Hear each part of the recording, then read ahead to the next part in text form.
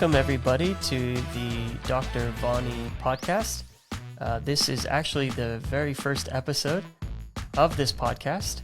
She's been working with me for a long time. If you recognize my voice, this is Greg Hackathorn from the Hacka podcast. And many of her commentary and her wisdom has been shared on that podcast over the last number of years. And we finally are starting this separate podcast. This is her own place, and this is her voice, and we're very excited to start with this inaugural topic that we'll be discussing here today. So I'm going to throw this over to you, Dr. Vani, and introduce what we're going to be discussing here today. Well, hello there. Today, I'd like to talk about navigating relationships with narcissists. Now, whether you have narcissists in the family, in your community, in your workplace, in your place of worship even, it's important to know how to communicate with them, how to navigate your relationship with a narcissist. And in order to understand how to do that, we first of all have to define who is a narcissist. How do you recognize a narcissist? I'm just going to go along and give you some key points to take note of when you are in a relationship with a narcissist, or you don't know you're in a relationship with a narcissist and you want to find out whether this person is narcissistic. First of all, different kinds. There's actually subtypes of narcissists as well, but we'll get to that in a minute. Envy of others, validation seeking, people who constantly seek validation, entitlement, those that feel entitled, those that feel that you owe them a living, you owe them a good life, you owe them everything that they feel that the world owes them. Kind of delusions of grandiosity. You know, they feel that they are great. They're the only ones that can do this and fix this and everything else, and nobody else can. So nobody's opinion matters except their own. Difficulty regulating anger, inability to accept criticism, even constructive criticism. They're not able to accept it. Blame shifting. They will try to put the blame on someone else. Controlling behavior. Insecurity. They use charm and confidence to hide their insecurity and shame. Now, the root of the narcissistic person, what is going on inside them, is really incredible insecurity and incredible levels of shame and rejection. So what they do to hide their insecurity and hide that shame is they will begin to display narcissistic behavior. They'll become falsely confident, falsely charming. I use this word false very seriously because, as harsh as this is going to sound, a narcissist is not capable of being real. A narcissist is false. And, you know, being charming and confident does not automatically make someone a narcissist. I know a lot of charming, confident, secure people, but they're not narcissists. Empathy is a key factor in distinguishing a narcissist from a normal person who happens to be confident and charming. A narcissist is confident and charming in order so that you will be loyal to them, to gain your loyalty, to gain a following, so that you will put them on a pedestal, or you will stay with them and never want to even go away from the confines of the relationship with this narcissist to even try other relationships. No, they will be charming and confident and kind even. They will even be kind, but even that is false. It's a false kindness, a false charm, a false sense of sympathy. It's not real sympathy, a false sense of confidence. Their agenda is only one thing: to keep you within the confines of the relationship that you have with them. They won't be able to take the fact that you might want to be loyal to another friend or have even a circle of other friends. No. So therefore, a narcissist is someone who's capable or able to perform or to present, better word, to present charm, confidence, kindness, nice words, but empathy, real empathy, will be lacking. That's when you know you're dealing with a narcissist. Narcissists, as I said, are not capable of being empathetic, to the point that you met somebody that you are trying to make your point of view known to them, but they're constantly interrupting you with their point of view as if your point of view didn't matter at all. They just continue to interrupt you. They talk over you. And it's called contemptuous interruption. Now, look, sometimes we get excited in a conversation and we sometimes not intentionally cut somebody off or interrupt them because we're excited about the topic. Yeah. That doesn't make you a narcissist. Just because you interrupt doesn't make you a narcissist. But there is interrupting and then there is interrupting. The contemptuous interrupting is what narcissists do.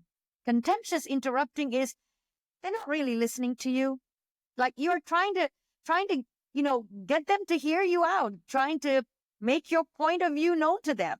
But they're not really listening to you. They've already shut you off from listening to you. They're already thinking of a response to what you're saying. They're not really sympathizing or empathizing with your point of view. You're not important. That's contemptuous interruption. The reason behind contemptuous interrupting is you're not important. Your opinions are not important to me. The only person and the only point of view that is important in this relationship is me, the narcissist. You're not important. So I can interrupt you because I'm not interested in what you've got to say. I need you to be interested in what I've got to say. So I'm going to interrupt you. And you cannot fault me for interrupting you because I know more than you. I'm better than you. I'm cleverer than you. Listening to you, your opinions, well, they're really not worth listening to. So don't be mad because I interrupt you. Wow. How do you live with a person like that? Well, thousands of people do. Thousands of people may be married to people like that. Thousands of people may have children like that. Thousands of people may have parents like that, whether we want to admit that or not. Narcissism is a serious issue. It is not just symptoms, but it could actually lead to a disorder, a personality disorder. Now, some people have narcissistic traits. Some people are full-blown narcissistic personalities, which is, in other words, narcissistic personality disorder. There are two types of narcissists. Now, in this podcast, like I said earlier, I want to really discuss and describe what a narcissist looks like.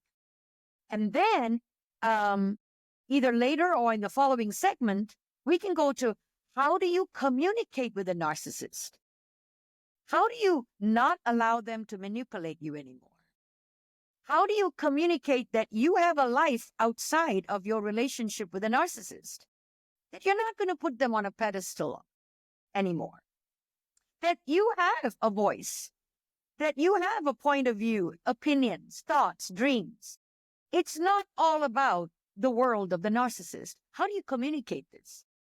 Some relationships you can walk away from. If it's a friendship, even a close friendship, you could possibly walk away from a close friendship when the friendship becomes toxic. But some relationship, it's difficult to end it. It's difficult to walk away from. What if you're married to a narcissist? What if you have a son or a daughter, a sibling, a parent who's a narcissist? Some relationships, it's not easy to escape.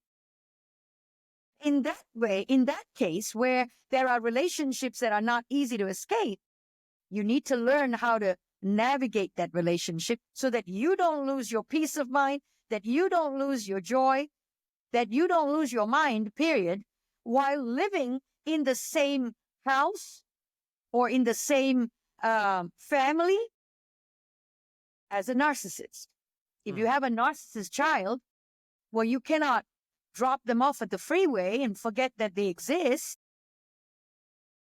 And if you have a narcissist spouse, you may not want to walk away from that relationship. As a believer, there are certain situations that may enable you to walk away, but not all situations gives you that freedom. How do you navigate without losing the peace and joy that God purchased for you? There are two types of narcissists, as I'd said. The grandiose narc. Now, when I say narc from now on, it's just a shorter form of narcissist. It's a mouthful.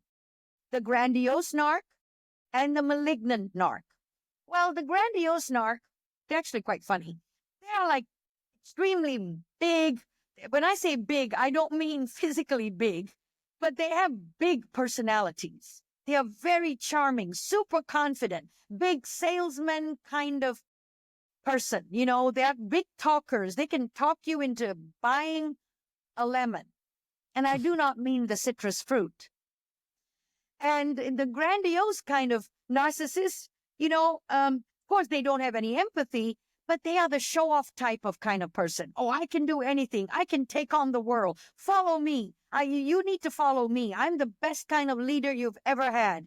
You've never seen anything like me in your life. I can fix anything and everything. Now, it is quite sad, if not mildly laughable, the grandiose narcissist, because their annoying tendency is that they require you to sort of kind of bow down and worship them. Put them on a pedestal. You will make the grandiose narcissist very happy if you put them on a pedestal. But then they'll get bored with that pedestal and want to hire one. So you'll just spend all of your life pedestal shopping. You don't want to do that. Another kind of narcissist, the other kind of narcissist, the malignant type. Now that's scary. The scary, malignant narcissist is menacing. They don't necessarily boast about how big or charming or clever they are. Not necessarily. They'll just manipulate you and control your mind until you do end up worshiping only them. They do it in such a subtle way, so menacingly, so manipulatively. They are vengeful. If you have hurt them a little bit in their mind, the narcissist will magnify the hurt, but they won't come out right out and say it. They won't say, "You hurt me." No, they will plan and plot vengeance in such a way that you wouldn't know what hit you. The malignant narcissists are dishonest from get-go. They are not honest. And I'm not going to just say they are not capable of being honest. It could be at a disorder level, they're not capable of being honest. They are pathological liars. But the malignant narcissist is, they don't even want to be honest. They know that probably it's a good thing to just not tell a lie here, but they'll tell it anyway, just so that they will come out looking great and you'll come out looking really bad. The malignant narcissist will gaslight you. They're paranoid. And because of their vengeful tendencies, they can be quite sadistic. They'll try to find out what your weaknesses are. This is the scary, vengeful part. They will try to find out what your weaknesses are and they'll throw it in your face whenever possible. Or they will spread it around in kind of rumors that they'll make sure that cannot be traced back to them. They will spread around lies about you and rumors about you. Why? Because, 3, 4 years ago, 5 years ago, you said something that hurt them. So they've plotted and planned, and years later, they're still taking revenge. The malignant narcissists are very controlling in that way. They will control your mind and control you and control your behavior to such an extent that living or having lived with a malignant narcissist, it's very difficult to even find out who you are. It's difficult to even know who you are, what you like, what your dreams are. Who are you? You lose your identity in this web that the malignant narcissist will weave. Because all they want you to do is to have to kind of be enmeshed with their identity. You must only reflect them. You don't have a life of your own. You're not allowed to have your own identity, your own voice. your own dreams, your own future, maybe not even your own likes and dislikes. Now they'll pretend and they'll ask you things like, well, no, you tell me where do you want to go next weekend for a vacation? Where would you like to buy the house? Oh, what car would you like to get? And you might, mention what you want and where you really want to go and what you really want to do this weekend or what car you want to purchase. But somehow they will be passive aggressive in a sense that they will become sullen and they will become sulky. They will become kind of manipulative. Oh, I really wanted to go here, but it's okay. It's okay. We'll go where you want because, I care about you and you're so important to me. We'll go where you want, but I really wanted to go here. And I mean, you know how much I like the sea and you want to go to the mountains instead, but that's okay. And they'll make you feel so guilty and bad, you'll end up going to the sea. You'll probably be this close to wanting to go right into the sea. Sorry. And they are malignant narcissists are they are more likely to be the abusive, violent kind of spouse than the grandiose narcissist. The grandiose narcissist just wants you to see them as a hero, like a Captain America or something. The grandiose narcissists are not necessarily violent or dishonest or vengeful.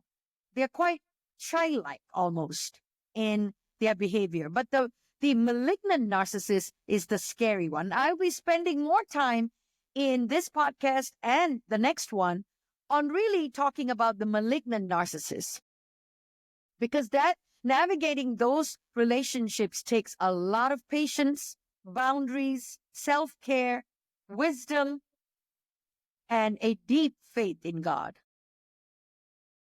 A deep faith in God.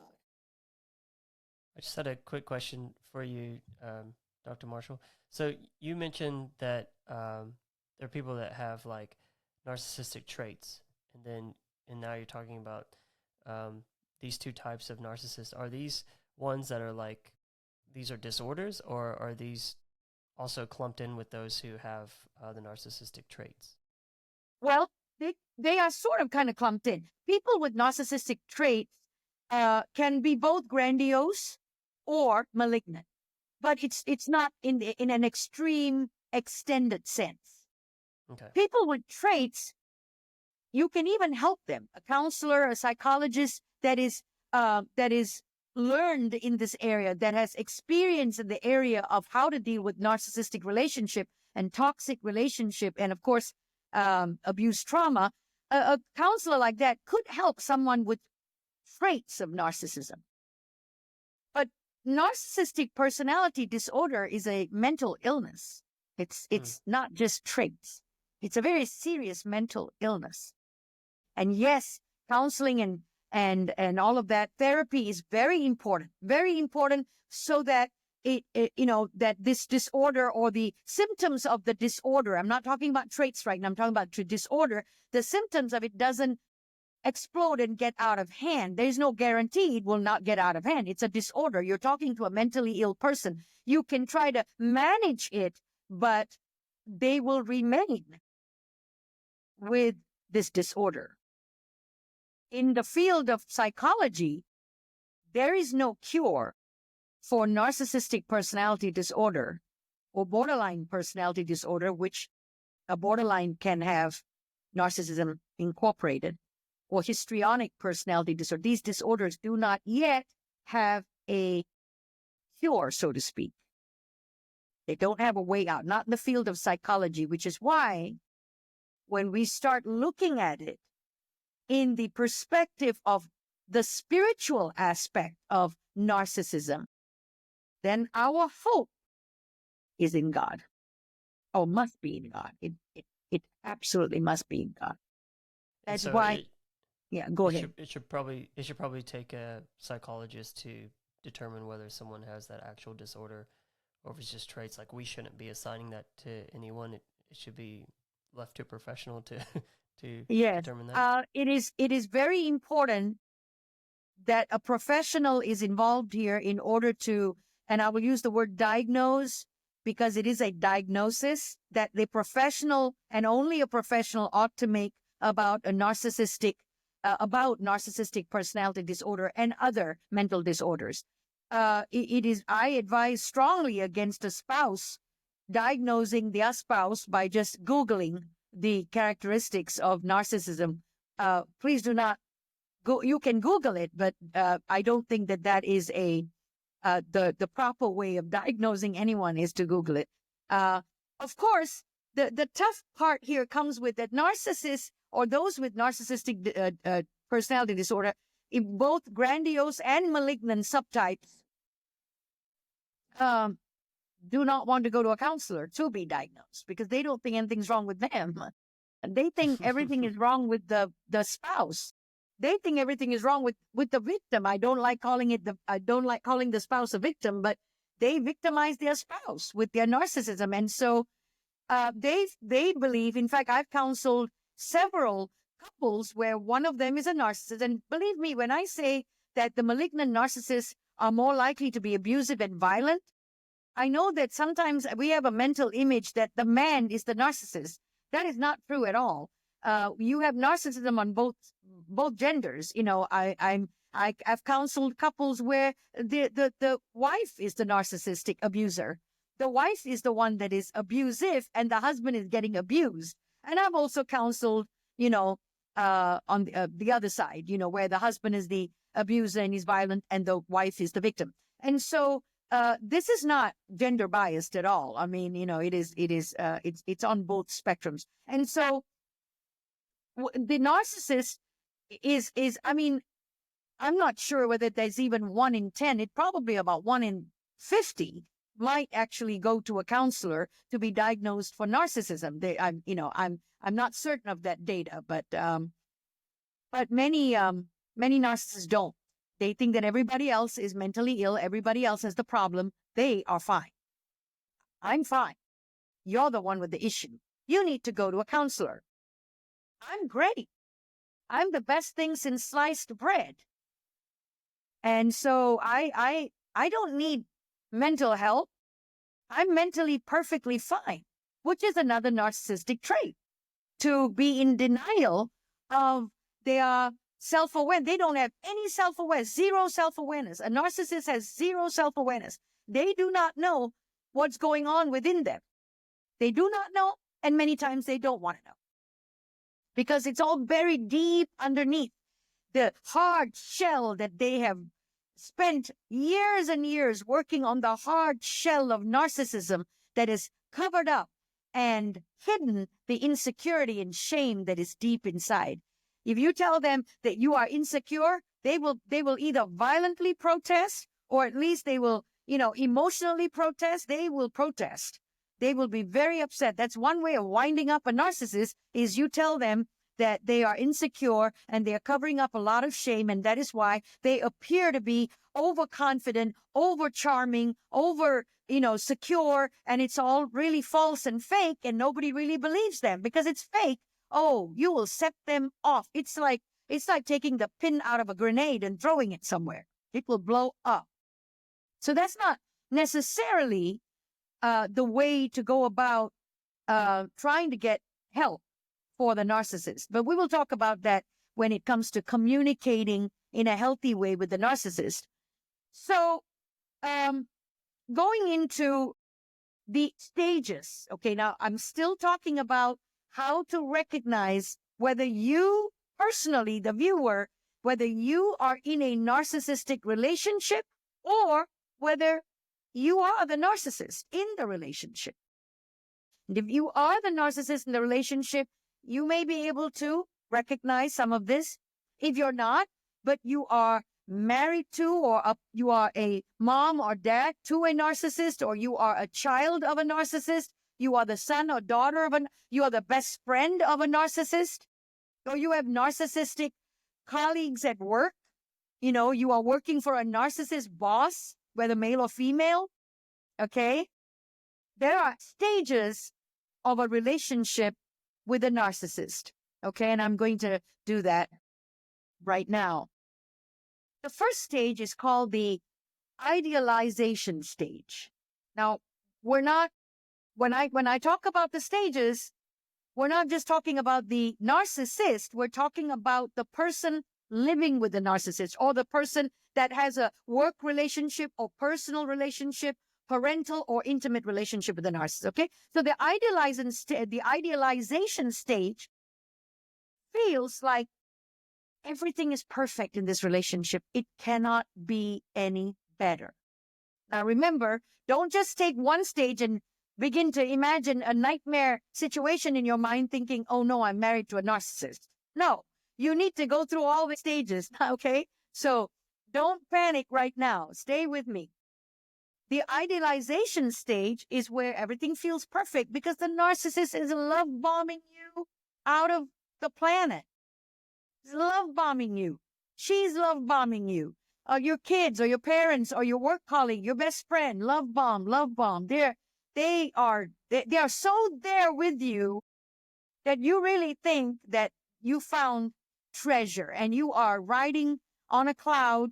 You then begin to start, because they're love bombing you, they've now got a hold of your loyalty and your focus, and you're thinking nothing more, nothing better than this can ever happen to me. You know what you will do? You will start putting them on a pedestal. Okay? But not only will you start put them on a pedestal, part of the love bombing that they do to you, they put you on a pedestal. So both of you, you're sitting on a pedestal.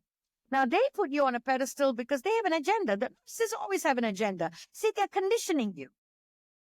If I know, I used to counsel a young lady who, this young lady was the narcissist.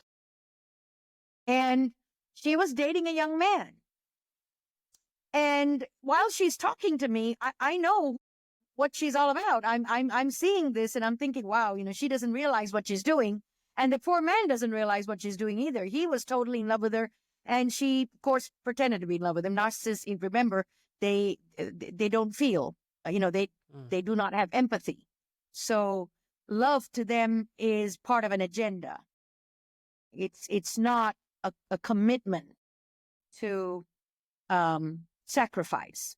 Narcissists don't know how to sacrifice, but they expect a lot of sacrifice from you. So this girl, you know what she was doing? She was conditioning her boyfriend because she'd already planned that they were going to get married, and they were talking about marriage. But I don't know whether you have ever heard of the black widow spider. Now, the black widow spider spins a web, and it's actually a predatory species. So it spins a web, and the web is very sticky, and it just sits there right in the middle. Still, it's black, the web is black, and then you have flies or other insects that will crawl onto the web and get stuck. They get stuck for the black widow to feast on them. And people in the love bombing stage, slowly, the victim, not the narcissist, the victim is going to feel stuck.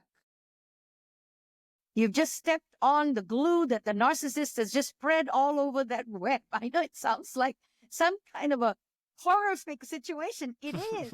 You're dealing with someone with a mental illness. So the narcissist will put you on a pedestal, make you feel special and valued. And because you become addicted as a human being, you'll become sort of, addicted to that feeling of being made to feel special and valued. And if you've never been valued before by other relationship, this is like a honeypot right here. And you are just enjoying it and you're loving it. And you're thinking, oh my goodness, he treats me like a princess. And then what is the goal? The goal of the narcissist is to make you be, or get you to be hooked. Okay? There are many words you can use that, but I feel hooked is a appropriate word. Get you to be hooked to them and to the feeling of being valued and feeling special and love bombed. You know what the narcissist is doing here?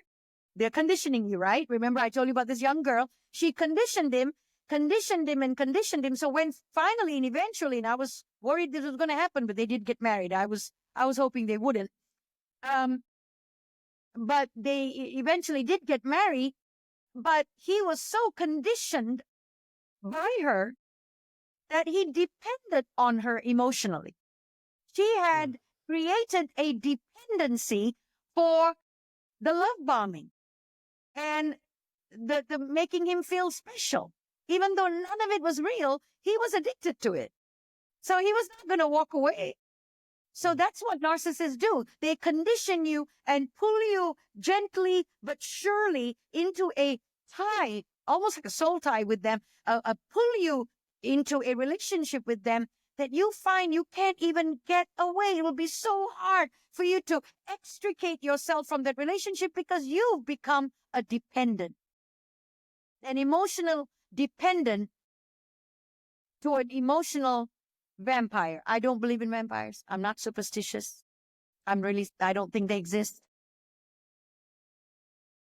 But I don't know what word to use. We know the vampire just, supposedly sucks out the blood, and an emotional vampire literally draws the energy from the dependent person, the emotionally dependent person. That's the first stage. And that's the beginning stage of going into a narcissistic relation. That is why so many people I know are married to narcissists, because they're so attractive in the beginning. They're so attractive. And you begin to want more of that attention because it feels so good.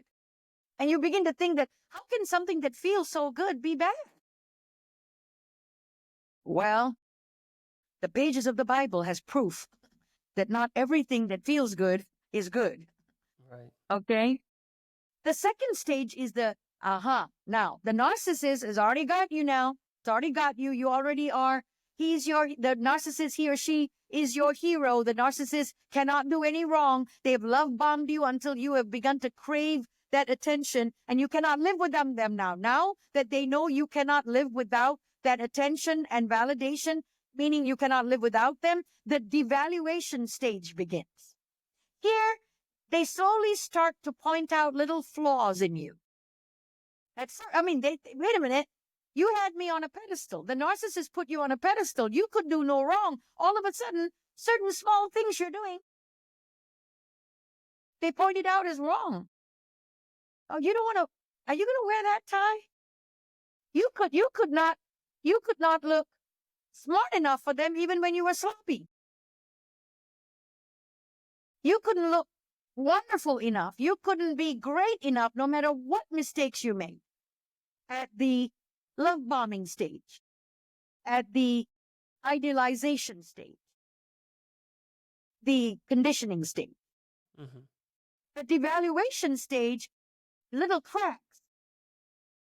The illusion of perfection, your illusion, the person that is beginning, that the person that has become dependent on the narcissist, the person that's become hooked on the narcissist, your illusion of perfection is starting to crack because they now are starting to point out little flaws. You don't want to wear that. Are you going to wear that skirt? You sure you want to cook that for dinner? And you're like, whoa. You are seeing those cracks. The victim, the spouse or the mother or the parent, or whoever that is living with the narcissist, they're beginning to see those cracks. They're testing the narcissist. This is what the narcissist is doing by pointing out little flaws. They're testing to see your boundaries and to see how much actual control they have over you. They're testing to see how much control they have over you. So they begin to criticize you just a little bit to see if you're going to accept it in a docile, submitted manner. You're going to accept that criticism, that you're going to accept feeling bad about what they just said about your dinner, your cooking, the way you look, body shaming you. You accept it. The more you accept it, the more vicious they will become. They're seeing whether you're going to put a stop to it then and then. Go, hey, don't be rude. You don't have to be ugly about my cooking. You don't have to be ugly about how I look. You used to love the way I look. You don't have to be ugly about that. This is what I'm going to wear. The narcissist will never be able to understand when you put a boundary right there and say, yeah, that's the tie I'm going to wear, honey. The normal husband, if he tells the narcissist wife, yeah, that's what I'm going to wear. Oh, okay, because, I thought you looked better in the other one. Don't fall for that. Don't believe everything you hear. No, I think this is good. I remember you bought this for me. This is the stage you need to expose them. Unfortunately, if you are in the dependent level, if you've already craving, you already in a place where you crave that attention, you're depending on that attention, the value, the love. You love being on the pedestal because, they have you on a pedestal. If you already love that, you might be tempted not to challenge them because you're scared you'll lose them. Now you're well and truly caught. If you are tempted not to challenge them and challenge they're pointing out little of your flaws, challenge them when they try to shame you, they try to embarrass you. You don't challenge them. You just accept it. They're only going to get worse. The following stages are only going to get worse because you have not exposed the narcissist by putting that boundary and saying, this is exactly what I'm going to wear. I'm going to wear this tie. I like this tie. I think it makes me look great. You have a nice day. I'll see you after work. A husband that does that, the wife's going to rethink the devaluation. She's going to think, okay, I think he's caught on to me. The husband who's a narcissist could also make similar comments about the wife's dress, point out little flaws about the way she looks or whatever. You stop it right there. Now, in the next part, of course, I'm going to be talking about how to actually communicate with the narcissist. The do's and don'ts of communication is very important. Not only what you communicate, but what you don't. It's very important to also know what you don't do with a narcissist as much as it is what to do with a narcissist. The third stage is the gaslighting stage. The gaslighting stage is dismissing any concerns that you have. The gaslighting is if you have a concern, they'll just say like, oh, you're just imagining it. That's not, are you sure? Say, yeah, you don't remember saying those words to me last night? No, I don't remember saying that. How could I? I mean, I'm your best friend. I would never talk to you like that, honey. But wait a minute. You did talk to me like that last night. We had a row. You talked to me like that. Am I losing my mind? Gaslighting is where they will begin to cause you to even question your own sanity, your own view, your own reality.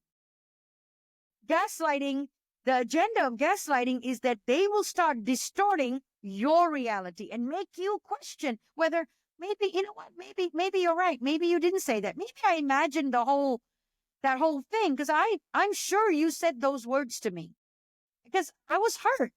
Say, well, why would you be hurt? Why do you get hurt for the smallest thing? Gaslighting. Oh, you remember about a week ago at that birthday party, you said something about my dress? Oh my goodness, can't you take a joke? Gaslighting. The narcissist doesn't know how to apologize.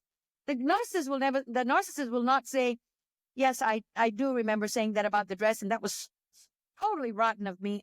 That was so out of line, and I'm very sorry. I apologize. I shouldn't have said that. I don't know what was wrong with me. Narcissists will never do that. They'll say, what? You can't take a joke? Man, when I married you, you used to be so funny. You were so fun-loving. You used to laugh at everything I said. You knew that I had this sense of humor and you thought it was cute. But now you're complaining about all of that. What? They body shame you and you're supposed to think it's cute when they body shame you? They insult you? They think that you are not a good cook and they mention it to other people. They laugh about you with their friends and family and even in front of the kids, and you're supposed to think it's okay? Gaslighting is the third stage. They dismiss all of your concerns, distort your reality. They try to make you question your reality because they need your dependence on their reality. what their reality, they need you to begin to believe that what they're saying is real and what you're thinking is all false. That is why those that have lived for any length of time, a year, 2 years, they've lived with a narcissist, whether the narcissist is your father, your mother, your children, your spouse, your boss, your work colleague. If you have been with them for a particular length of time, not any length of time, but a year or more, you really become codependent on them. You become codependent. You become, and you begin to need them. They need you too. They need you to feed their narcissism, but you need them because you now are questioning your reality. Their reality has become your reality. So whatever they say, you'll accept it as true. You should have put the boundary when they first started devaluing you at the second stage, but you didn't. You let it go, so they've become worse. It is very common for a narcissist to say things like, oh my goodness, you're overreacting again. That's not how it is. What happened to the person you once were? What happened to my little girl that I married? Oh my goodness, you've changed. Narcissist's favorite line, you've changed. I never said that. Why do you always make a big deal out of it? That's the gaslighting stage. They are gaslighting because they are tightening their grip over you and how you think. They're tightening their grip over your self-trust. They don't want you to trust yourself anymore. They want you to trust them. Now you're thinking, man, this sounds like some kind of a nightmare. Well, living with a person with narcissistic personality disorder, or even people with narcissistic traits, can be a nightmare. You need to self-care. The last stage is the silent treatment and withdrawal stage. That's the final stage. They've already got you. You already question your reality. You're already believing everything they say about you. You don't know who you are anymore. You don't have your own opinions about many things. You have accepted their reality as the reality. And that whatever that goes on in your mind is just false. It's your over-imagining, overthinking. Then they've already got you completely. They've already tightened their grip over your self-trust. So now they can withdraw. They don't need to put you on a pedestal anymore. They don't need to be nice to you anymore. Now the abuse starts. Silent treatments. Physical abuse sometimes. Emotional abuse many times. Verbal abuse often. And whenever you challenge their control even a little bit, they'll punish you quickly because they know you're not going to go anywhere. Because if you were going anywhere, you would have gone on stage 2. You waited till stage 4. You're not going anywhere. So they'll start abusing you, pushing you around, controlling you, manipulating you, telling you what they want. They know that you will always give in because you've given in stage 1, 2, and 3. Idealization, devaluation, gaslighting, silent treatment. These stages are destructive to any relationship. Is there a way out? There is a way to salvage your peace of mind, your joy. There is a way to bring back your self-confidence that has been torn down, trashed. There is a way of building up your self-trust. And in our next podcast, we're going to talk about how to communicate, how to navigate the relationship with a narcissist so that you maintain your joy, your peace, you build back your self-trust, you self-care properly so that you can, if you have to remain in that relationship and there is no escape, at least you can manage it in a healthy way. See you at the next podcast.